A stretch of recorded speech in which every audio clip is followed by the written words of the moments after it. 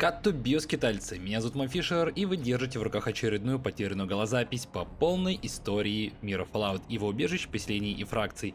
Сегодня мы поговорим об истории Среднего Запада, так называемой пустоши Мидвестерн, или по-другому Пояс. Территории бывших штатов Иллинойс, Канзаса, Миссури и половины Колорадо. Этот регион является сеттингом Fallout Tactics, спин-оффа серии, кардинально отличающегося от классического Fallout геймплеем. Игра отошла от РПГ в сторону тактической боевки в реальном времени. Игрок управляет отрядом персонажей и расчищает противников карты миссии. Сюжет игры повествует о потерпевшей крушение экспедиции Братства Стали в 2195 году в окрестностях Чикаго, ее последующей попытке восстановить организацию и вовлечение в локальные войны с рейдерами, супермутантами и армией роботов под управлением суперкомпьютера-калькулятора. Не забывайте ставить пальцы, оформлять подписку, оставлять комментарии, качайте карту, ковыряйтесь в лорнике. Как только пройдетесь по этому списку, садитесь в дирижабль, мы летим к Великим озерам. Мидвестерн – самый вытянутый вширь регион, во многом определяющийся направлением развития сюжета Fallout Tactics. В отличие от своих предшественников Fallout 1 и Fallout 2, игра является линейной и без сайд-квестов. Так что пустошь простирается прямо от Чикаго и озера Мичиган до гор Рокки, Колорадо. На севере и юге нет географических объектов, которые могут стать границами региона, так что условно регион ограничен крайними поселениями. Условно пустошь можно разделить на несколько регионов, приблизительно соответствующим довоенным штатам и актам сюжетной арки Fallout Tactics. 23 октября 2077 года произошла Великая война. Историю региона традиционно начнем смотреть с убежищ и прочих укрытий периода ядерного Холокоста. Убежище 0 построено в составе военного комплекса горы Шейен возле Колорадо-Спрингс. Отобранные интеллектуальные и творчески одаренные жители, в том числе занимающие высокие должности, были помещены в криостазис, а их мозги были извлечены и подключены воедино к суперкомпьютеру под названием Калькулятор, чтобы он, используя весь их творческий и интеллектуальный потенциал, мог воссоздать идеальное общество в постъядерной Америке. В распоряжении у него были многочисленные роботы и управляемые машины, которые он должен был бы использовать для наведения порядка и защиты людей от опасности в пустошах. Убежище 1 располагается где-то в пустоши Мидвестерн. Частью его эксперимента была сознательная незаконченность убежища и неподготовленность жителей к ядерной войне. Несколько убежищ было введено в лор Fallout New California. Таковым, например, является убежище 33, располагающееся в городе Пуэбло. В первоначальной задумке, на самом деле, оно имеет номер 32, но этот номер будет использован в сериале по Fallout. Так что вместо него будем использовать свободный номер 33. Это убежище хочется использовать в лоре, так как оно является частью серии убежищ, нацеленных на изучение жизни жителей разных возрастных категорий. Конкретно этому убежищу должны были заселиться жители исключительно старше 90 лет. Также известно об убежище 83, которое находится в Чикаго. Его экспериментом была имитация им космического корабля. Жители должны были поверить, что они внутри корабля, движущегося на Марс, но сбившегося с курса. Также было введено убежище 120, которое также находится в Чикаго, и было одним из исследовательских центров ФЭФ. Об истории региона до 2195 года известно мало. Квалифицированные жители Канзас-Сити стали собираться на руинах города и организовали новое поселение – Надгробье. Позже их группа переросла в культ, превозносящий ядерную боеголовку Плутониус, оставшуюся в городе, которую так и не успели запустить до войны. Когда-то после 1977 года убежище 1 и 120 предположительно гибнут. К 2087 году должны были бы умереть последние престарелые жители убежища 33. Между 93 и 103 годом первая экспедиция Братства Стали добралась до региона Мидвестерн, но полностью потеряла связь с Лост Хиллз в районе Колорадо. В Мидвестерне они посетили поселение, некое которое подверглось атаке рейдеров. К сожалению, оно осталось безымянным. Паладин Лейла Рахмани решает выступить против рейдеров единым фронтом, а также предоставить казенное вооружение защитникам. К сожалению, они проигрывают очередную битву, в которой гибнет один из рыцарей. Экспедиция движется дальше на восток. До 2147 года в регионе появляется рейдерское племя каннибалов, именуемое зверомагами, живущее в Мардине, что представляет из себя катакомбы под местным кладбищем. Это племя, получив генетические мутации, стало обладать телепатическими способностями. Оно могло управлять дикими зверями, в том числе когтями смерти. Для них поселения в регионе представляли гастрономический интерес. Они их атаковали и похищали жителей, ходили в мясной отдел, так сказать. Также они имели особое предпочтение в интерьерном дизайне, а потому отделывали свои жилища поделками из костей своих жертв. Также в регионе появилась фракция риверов. Риверы — это культ восхваляющий технологии, и своей одержимостью к ним они чем-то похожи на Братство Стали. Они прекрасно организованы и военизированы, но вместе с тем они намного агрессивнее Братства в вопросах добычи технологий. И в отличие от преимущественно научного интереса Братства, Риверы действительно были религиозны. У них было свое технологическое представление о загробной жизни. Были свои боги, такие как Небесный Ампер, Святой Ом, Святой Сони, Святой Панасоник, Сатансофт. Если где-то были какие-то новые технологии и Риверы о них узнавали, то они не гнушались вероломно нападать и отбирать их. Их база – Джанг-Сити в Ньютоне.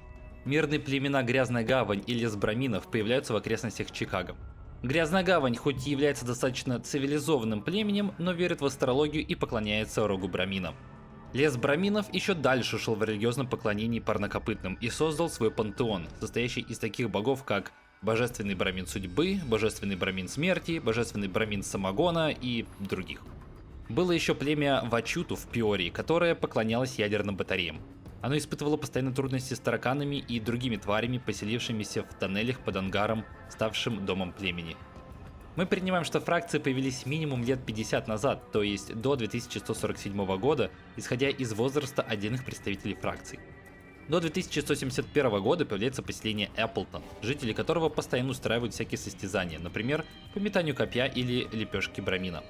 Хоть локация является упомянутой в лоре, ее возможное нахождение в Висконсине, на месте одноименного города, коррелирует с близостью нахождения будущей базы Братства Стали. Про город мало что известно, кроме того, что лет через 20 один из участников соревнования по броскам копья во время своего выступления умудрится проткнуть судью, за что его сдадут в братство. В регионе заново основывается город Квинси, разделенный на одноименное поселение людей и гуль-город Шентитаун. Квинси по местным меркам весьма процветающий город, хоть и небольшой.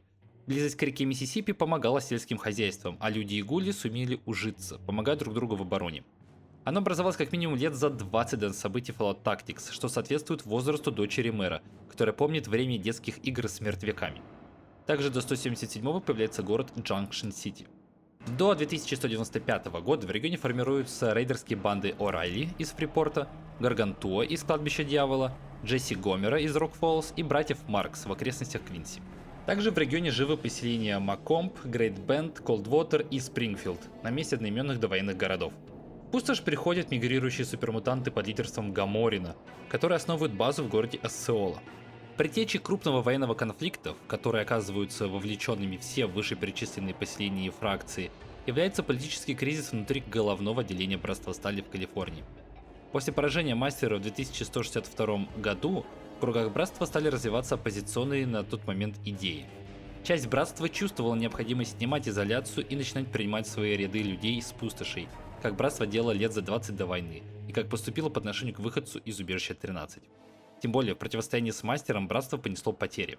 Старейшины же были упертыми и не желали делиться технологиями с кем попало. До открытой конфронтации слава Атому не дошло, но нужно было как-то преодолевать кризис. Старейшины решили, что нужно отправить всех несогласных в экспедицию на восток, формально для поиска и уничтожения мигрировавших остатков супермутантов. Ну и может основать новое дочернее отделение, глядишь на востоке и новые технологии найдутся. В конце концов, им было не впервые отправлять экспедиции. Реализация новой экспедиции была выбрана не на ближайшую перспективу. Братство начало строить воздушный флот, состоящий из самолетов и цепелинов, и очень большого цепелина. К 2195 году, то есть спустя более чем 30 лет после падения Мастера, экспедиция была готова отправиться в путь. 4 января 2195 года экспедиция уверенно стартовала и отправилась на восток. Я только могу представить, какой кипиш на Земле поднял гигантский летающий арбуз. Экспедиция пролетела половину Америки, но попала в сильнейший шторм над Канзасом. Самолеты начало сносить ветром, цепелины начали падать, а флагманское воздушное судно попала молния. Флот разбросало по округе. Цепелин Паладина Латтема упал вблизи Ассеолы возле базы супермутантов, которые захватили в плен потерпевших крушение. Некоторая уцелевшая часть флота смогла дотянуть до Чикаго и разбилась уже там. Выжившие оказались в трудном положении. Большие потери, уничтоженное оборудование, скудные запасы продовольствия, множество раненых, отсутствие связи со штабом. Но благо братство находит неподалеку довоенный бункер, который делает своей опорной базой в регионе. Гаморин хоть и казнил пленников одного за другим, делал это с оттяжечкой, превратив это в развлечение. Так 5 января Латтему выпала честь сразиться с Гаморином в кулачном бою. Хоть у него не было никакой надежды на победу, он умудрился Гаморина убить, вместе с тем получив травму головы и несколько сломанных костей. Супермутанты делают его своим предводителем. Выжившие члены братства вынуждены присоединиться к супермутантам и отречься от братства. Латтам не сидит сложа руки и начинает обучение супермутантов по стандартам Братства, множа их боевой потенциал и делая их чрезвычайно опасными в регионе. Братству в Чикаго нужны были люди и провизия. В сложившейся ситуации оно увидело прекрасную возможность отойти от кодекса, к которому и так испытывало идейные противоречия, и решило идти своим путем. Оно обратилось к местным племенам, таким как Грязная Гавань и Лес Браминов, с предложением помочь им в защите от всяких агрессоров в обмен на провизию, рабочую силу и призывников. Таким образом, отступники, не согласные с политикой своего главного отделения, стали и людей к себе брать в ряды из пустошей, и делиться с ними технологиями, и обеспечивать защиту местного населения, используя собственные ресурсы. Так и решили, к черту братство в Калифорнии, мы теперь сами по себе. Братство стали Мидвестерн. 9 апреля 2196 года супермутанты Латтама вышли к убежищу 0 и организовали возле горы Шейен лагерь. Они вскрывают убежище, при этом срабатывает система безопасности, которая пробуждает калькулятор и инициирует протокол очистки. Помимо калькулятора был пробужден из криостазиса ученый и технический персонал убежища. Из-за того, что какие-то важные протоколы безопасности не были установлены, а мозги из-за нестабильности технологического процесса радиации и старения стали испытывать эффекты разложения, деменции и когнитивных расстройств, калькулятор начал неправильно работать. Роботы под его управлением стали уничтожать вокруг все, что дышит кислородом. Выйдя на поверхность, роботы уничтожают лагерь супермутантов, вынуждая их отступить обратно к Ассеоле. Некоторое время спустя, имея загноившуюся рану головы, Латтам начал ехать кукухой с чемоданом. Он убил одного из своих выживших песцов, приняв того за когтя смерти. Также веровал, что он и есть Гаморин. Хоть братство стали и взяло на себя обязанности в защите племен от рейдеров, справлялось оно с ними так себе. Рейдеры вполне себе буднично нападали на дикарей, которые братству об этих эпизодах напоминали. До декабря 2196 года банда Гаргантуа атаковала группу рекрутов, следовавшую из Грязной Гавани в бункер Альфа, казнив всех свежих призывников. Почувствовав кровь, они напали и на само поселение, уведя некоторых его жителей обратно на кладбище Дьявола. Братству пришлось жестоко отреагировать. Они разбили отряд рейдеров в гавани, а при дальнейшем наступлении зачистили и кладбище. Но братству рано было расслабляться. В декабре другая группа рейдеров, О'Райли из Фрипорта, атаковала лес Браминов и увела часть племени в рабство. 1 января 2197 года начинаются события Flood Tactics с того, что в братстве заканчивает подготовку новая партия новичков из племен, в том числе и протагонист, именуемый Воином. Впрочем, дабы воин не забирал все лавры, лично вынося каждого противника, я буду использовать в нарративе и другие отряды братства. Генерал Саймон Барники, главнокомандующий организацией, отправляет воина на первое задание, которым становится помощь племени Лес Браминов. С новогоднего бодуна отряд отправляется в лес Браминов, где избавляет выжившую часть племени от присутствия рейдеров. Братство продолжило наступление на ослабленную банду и разбило ее окончательно в Фрипорте. Результатом операции стало пополнение рангов братства новыми рекрутами из племени. Атаманы банды Джесси Гомера собираются на своей базе в Рок-Фоллс, дабы обсудить, как им стоит противостоять новоявленным защитникам племен в жестяных костюмах. Но недолго продолжалось их совещание, они были атакованы братством и уничтожены. Братство освободило несколько узников и на месте укрепленной базы рейдеров основало аванпост, для того чтобы легче было в будущем перебрасывать силы дальше на запад. Тела атаманов братство повесило на крестах в окрестностях, пометив тем самым свою территорию. Братство находит еще один бункер, Бету, который, как и Альфу, обживает и оборудует под себя. С появлением двух баз, расширением зоны влияния и увеличением числа членов организации, братству приходится заниматься вопросами логистики и снабжения. Один из челноков с провизией проходил через Макомб, и оголодавшие местные жители атаковали его. Из всего отряда братства выжил только водитель, который оказался заблокирован в городе. Братству пришлось отправить отряд для его спасения и подавления толпы. Не особо церемонясь, братство расправляется с агрессорами, которых вешает на кресты, а остатки выживших пленит и вводит в трудовой лагерь. Впрочем, не все жители Макомба были агрессивными, а потому после инцидента поселение, скорее всего, продолжило существование, хоть и с весьма уменьшенной демографией. Далее братство устанавливает контакт с племенем Вачуту в Пиоре, узнав, что те имеют несколько термоядерных батарей, которым поклоняются. Братство стали получать желаемые батареи в обмен на помощь в зачистке подземелий Ангара, в котором живет племя, от тараканов и прочих мутантов. Братство обзаводится еще одной базой, которая появляется в случайной встрече. К сожалению, ни название, ни контекст, ни точная локация не приводится, так что назовем ее в соответствии с сюжетной сценой – Бункер Восстания. Когда игрок оказывается на карте, то может узреть страшную картину расстрелянных гражданских у входа в бункер, обезумевших от голода настолько, что они попытались взять штурмом бункер, имея из оружия только половину зубов и ногти. Племя проголодавшихся зверомагов нападает на городок Квинси и его гуль-пригород Шентитаун. Они убили несколько неудачливых жителей, оказавшихся не в то время, не в том месте, а также взять заложники многих других с целью приглашения их на свой пир в качестве основных блюд. Впрочем, некоторым все же удалось затаиться и пережить атаку. Они думают о заключении союза с бандой братьев Маркс, но на выручку быстрее прибегает Братство, которое помогает городу, выбивая зверомагов и спасая их еду.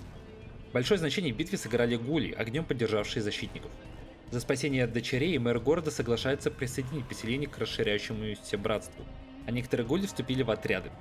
Братству носом не воротить, ведь у них сильнейший дефицит кадров, от рядовых солдат до медиков. Тем более с ростом географии влияния приходится выделять личный состав на охрану поселений и аванпостов, как, например, они поступили в отношении Квинси. Братство Стали решило, что от зверомагов нужно избавляться, так как они самый опасный противник в Иллинойсе. К тому же контролирующий выводок разумных волосатых когтей смерти, которых мы учитываем ввиду их развитых социальных способностей. Братство Стали атакует логово зверомагов в Мардине, устраняет императора Даара, берет в плен некоторых членов племени и освобождает от телепатического контроля когтей смерти, некоторые из которых вступили в полевые отряды. Впрочем, не все дикари погибли, некоторые смогли сбежать и были вынуждены покинуть регион, отправившись на запад в пустошь Фронтир. Скорее всего, Мардин останется активным поселением-аванпостом Братства, или как минимум логовом матриарха когтей смерти. Братство стали обнаруживать неподалеку еще один населенный пункт – Спрингфилд. Желая заполучить влияние в нем, оно отправляет отряд на разведку. На месте выясняется, что в городе, населенном как людьми, так и гульями, назревает конфликт, угрожающий его мэру, который проводил либеральную политику. С братством в городе появляется вооруженная группа гулей-ненавистников Визерса, которые стали резко дестабилизировать обстановку, готовя покушение на мэра Авилона и охотясь на гулей с целью их линчевания. Один из элитнейших отрядов Братства Стали, Кинжал, вмешивается и разбирается с негодяями. Мэру Авилону приходится за помощь Братству стать политической марионеткой и ориентировать свою политику на поддержку своих покровителей. Братство проводит экспансионную политику. Они вроде бы и хотят объединить людей, но для этого их требуется контролировать, а при необходимости принуждать к сотрудничеству или использовать в качестве рабочей силы совсем уж нелояльных. Братство двигается дальше на запад и основывает бункер Гамма. Тем временем новообразованная банда фермеров Красных Жал из Квинси отравляет базирующийся там отряд Братства, ворует их оружие, броню, автомобиль и отправляется в западные пустоши. Группа натыкается на город Колдвотер и захватывает его без особого труда. Начало следующего акта. Супермутанты Латта Магоморина успели пересечься с отрядом Братства 6 апреля 2197 года. В ходе битвы, размышляя о порочной философии организации, паладином которой он когда-то был, Латтом окончательно рвет с прошлым и принимает себя как лидера непонятых зеленых великанов. Он поклялся бороться с угрозой Запада, в которой он видел Братство. Так, после 6 апреля 2197 года, во время одной из разведывательных вылазок в районе Сент-Луиса, на один из элитных отрядов Братства Стали, Клык, нападают супермутанты. Клык успевает вызвать на подмогу другие отряды, такие как Сера, в составе которого был генерал Барнаки, Демон, Коготь, Бивень и 3 других отряда. Однако супермутанты размалывают подкреплением. Выжить и окопаться удается только отрядам Коготь и Бивень. Барнаки же супермутанты берут в плен и уводят. Большая часть супермутантов во главе с полевым командиром Токаматой ушла после битвы с захваченным сказочным генералом, оставив после себя отряд, который все еще продолжал окопную перестрелку с Когтем. Задачей воина и его отряда становится спасение Когтя, с чем он и справляется, добивая супермутантов. Таким образом, общие потери составили 8 сильнейших отрядов Братства и Верховный Главнокомандующий. На замену Барнаки у руля становится генерал Деккер. Мне, кстати, удалось побывать в Сент-Луисе и Спрингфилде, и знаете, по-моему, разработчикам даже не пришлось придумывать постапокалиптический дизайн локации, и они просто замоделировали Сент-Луис как он есть. Настолько этот город оставляет угнетающее впечатление. Братство не могло дрогнуть, особенно после таких потерь. Тем более они обнаружили супермутантов, за которыми они формально и отправились в экспедицию. Их разведка сообщила о базе супермутантов в Джефферсоне, на которую Братство организовывает успешную атаку. В Джефферсоне супермутанты проводили эксперименты, пытаясь подчинить свою стерильность. К сожалению для них, все, чего они добились, это разжижение своих подопытных товарищей до состояния киселя. Братство поступило великодушно, не уничтожив оборудование и данные. Они договорились с ученым составом о включении их в состав Братства и вывезли все оборудование из Джефферсона в свой бункер силами отряда Репо. Тем временем супермутанты стали угрожать гулям в надгробье. Були обращаются за помощью к Братству Стали, предлагая в качестве вознаграждения свою бомбу Плутониус, от которой, конечно же, Братство Стали не отказывается. Отряды Братства Пятно и Тень побеждают супермутантов и остаются на дозоре. Тем временем, Калькулятор нападает на конвой супермутантов и перехватывает Барники. Группа супермутантов уничтожена, а Токаматы серьезно ранен. Но он умудряется добраться до Осцолы. Супермутанты не могут разрываться между двумя фронтами. Спустя короткое время Братство Стали уже атакует Осцолу и добивает армию Гаморина, убивая Латома. Умирающий Токамата предупреждает Братство о Калькуляторе. После бойни в живых остаются несколько супермутантов, которым Братство позволяет присоединиться. Супермутанты уже не представляли организованную угрозу, а разбрасываться такой опытной военной силой в условиях предстоящей войны с Калькулятором слишком расточительно. Тем не менее, в окрестностях оставались группки супермутантов-ренегатов, на зачистку которых отправили отряд Кинжал. Далее Братство основывает новую базу, Дельта. Несмотря на то, что они ее называли бункером, это был форвардный наземный полевой лагерь. Наступил 2198 год. Одинокий робот в критическом состоянии достигает Джанкшн-Сити и взрывается с дополнительной помощью местных жителей, о чем становится известно и Риверам, живущим неподалеку, и Братству Стали. Риверы очень свирепы и бескомпромиссны в атаках на кого-либо, если те имеют какие-нибудь интересные технологии. Узнав о роботе, они тут же выдвигаются в город и организуют лагерь перед наступлением. Частично они завладевают остатками робота, но пока большая его часть находится у жителей города, город в опасности. Команда Братства спешит на помощь городку, прося остатки робота в качестве награды. Они разбираются с отрядом Риверов. Калькулятор зря времени не терял и следовал своей программе. Роботы создают в городах Канон-Сити, Буэна-Виста и Скотт-Сити, а также в горах севернее Канон-Сити станции по созданию, ремонту и зарядке роботов. Тем временем роботы Калькулятора нападают на город Грейт Бенд и вырезают всех жителей, до которых могут добраться. Они начинают строительство базы для производства новых роботов. Отряды Братства Стали, Пятно и Сокол приходят на руины поселения, уничтожают роботов и спасают немногочисленных уцелевших в резне выживших.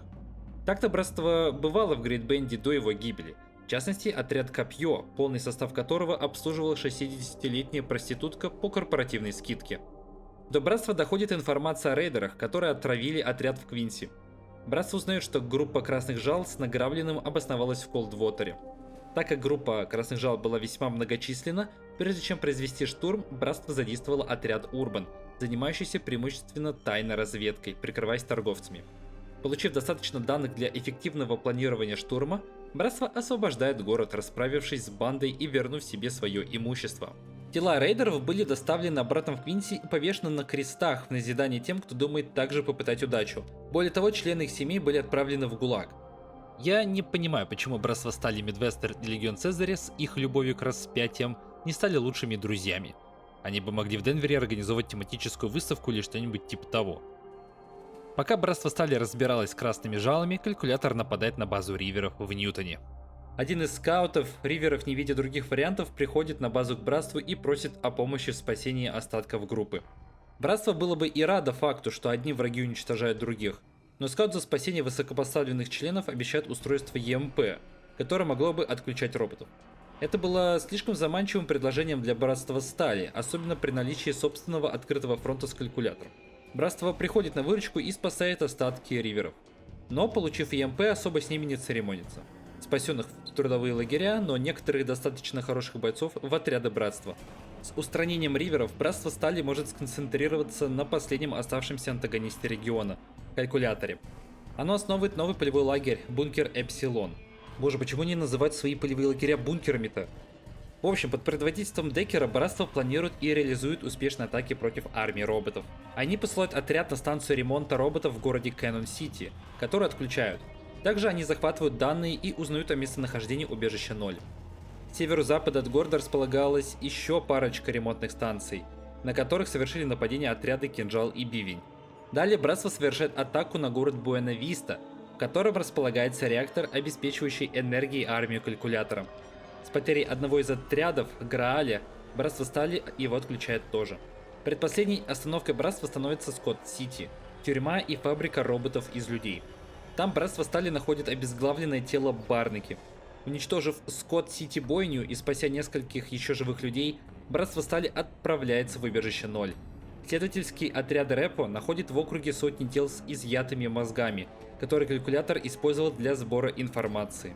В последней наступательной операции Братство Стали совершает атаку на убежище 0, в которой в частности принимают участие отряды Кинжал и Репо.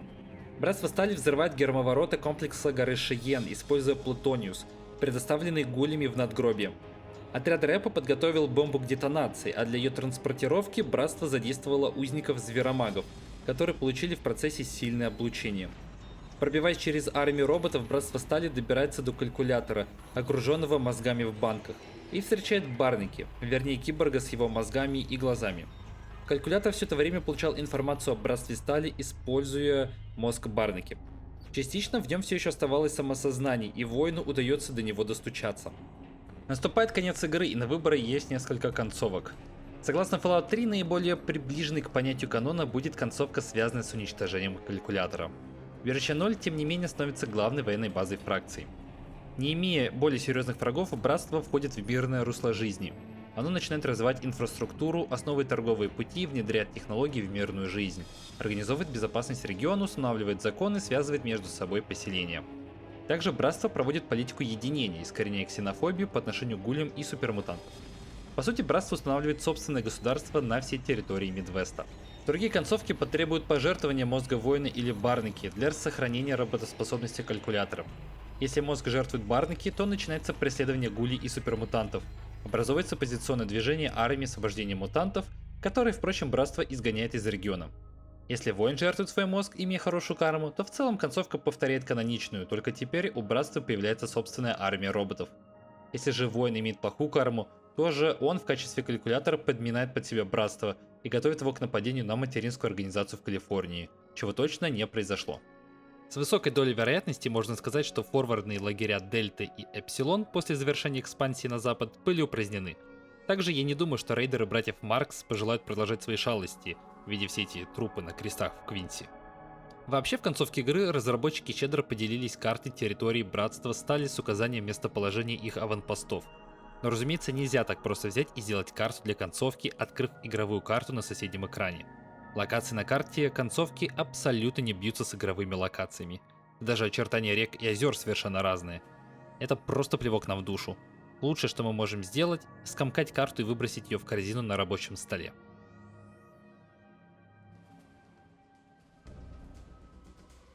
Было бы очень интересно узнать, что стало с Мидвестерном спустя время после всех этих описанных событий. И хорошая новость в том, что мы узнаем благодаря серии сюжетных модов Tales from New Reno. Но пока на этом заканчивается известная история пустоши Мидвестерн. Чекните ссылки в описании, качайте карту, изучайте лор через мой лорник, продолжайте поддерживать канал своей активностью. А на сегодня все. Важно подумайте, прежде чем подключать свой мозг к суперкомпьютеру, и тогда мы вновь увидимся в пустошах скитальцы. Конец голозаписи.